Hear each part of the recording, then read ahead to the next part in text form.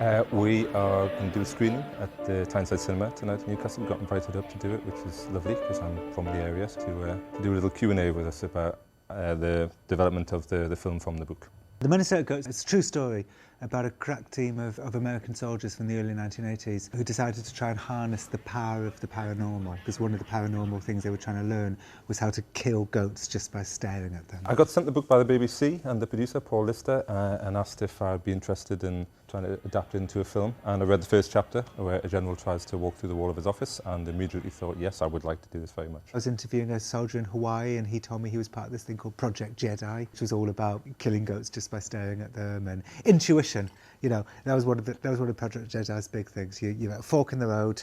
Do you go left, you go right, you go right. When I started out, I didn't think I would be interested in writing films, and I think that was because I didn't really believe it was possible to break into film. I mean, when I started writing, theatre seemed the only kind of realistic, output for your work if you wanted to work in drama. So the two big things that helped me were New Writing North when that started, and the live theatre.